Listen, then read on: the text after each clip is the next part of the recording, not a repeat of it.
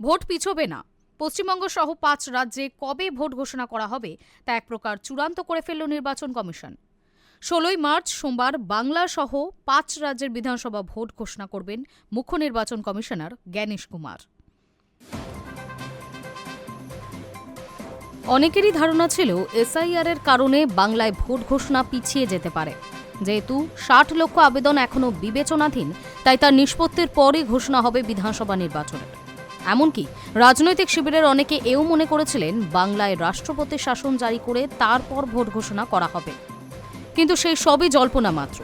পশ্চিমবঙ্গ সহ ৫ রাজ্যে কবে ভোট ঘোষণা করা হবে তা এক প্রকার চূড়ান্ত করে ফেলল নির্বাচন কমিশন। পশ্চিমবঙ্গের সঙ্গে বিধানসভা ভোট হবে তামিলনাড়ু, কেরল, অসম ও পণ্ডিচেরিতে। শেষ পর্যন্ত কোনো অঘটন না ঘটলে বা নির্বাচন কমিশন সিদ্ধান্ত বদল না করলে ১৬ই মার্চ সোমবার বাংলা সহ এই ৫ রাজ্যে বিধানসভা ভোট ঘোষণা করবেন মুখ্য নির্বাচন কমিশনার জ্ঞানেশ কুমার। ক দফায় ভোট হতে পারে পশ্চিমবঙ্গে?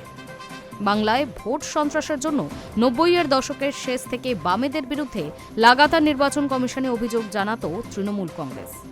মুকুল রায়রা বারবার কমিশনের কাছে গিয়ে বলতেন, বাংলায় ভোট স্বচ্ছ ও অবাধ করতে যথাসম্ভব বেশি দফায় ভোট করাতে হবে। সেই থেকে বাংলায় ভোটের দফা ক্রমশই বাড়তে থাকে। এক সময় তা ৮ দফা পর্যন্ত পৌঁছায়। কিন্তু কমিশনের কাছেও এখনও স্পষ্ট যে এটা একটা মিথ।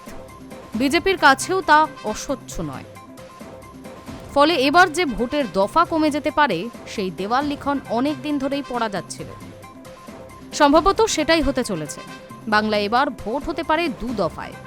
১৬ই মার্চ ভোট ঘোষণা হলে প্রথম দফার ভোটের আগে অন্তত ২৮ থেকে ৩০ দিন সময় দিতে হবে। অর্থাৎ এপ্রিল মাসের মাঝামাঝি বা তৃতীয় সপ্তাহে হবে প্রথম দফার নির্বাচন।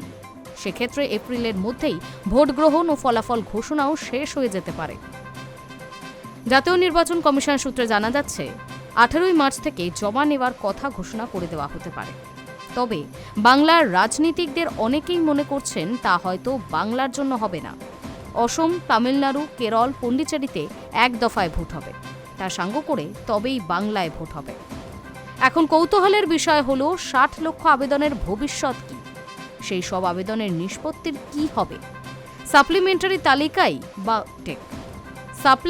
তালিকায় বা কবে প্রকাশ হবে? গত ১০ই মার্চ শুনানিতে সুপ্রিম কোর্ট পরিষ্কার করেই জানিয়েছে, ভোট ঘোষণায় কোনো বাধা নেই। শুনানিতে জানা গেছে ৬০ লক্ষের মধ্যে ১০ লক্ষ আবেদনের নিষ্পত্তি ইতিমধ্যেই হয়ে গেছে। তাদের মধ্যে ৩,০৪,০০০-এর মতো আবেদন খারিজ হয়েছে। সাপ্লিমেন্টারি তালিকা কিভাবে প্রকাশ করা হবে তা কলকাতা হাইকোর্টের প্রধান বিচারপতি স্থির করবেন বলে জানিয়েছে শীর্ষ আদালত। তবে ৬০ লক্ষ আবেদনের নিষ্পত্তি কত দিনের মধ্যে শেষ করা যাবে তা এখনও অনিশ্চিত। এই ব্যাপারে সুপ্রিম কোর্টও নজর রাখছে। বাকিটা আদালতেই পরিষ্কার হবে বলে মনে করা হচ্ছে। Hi news network.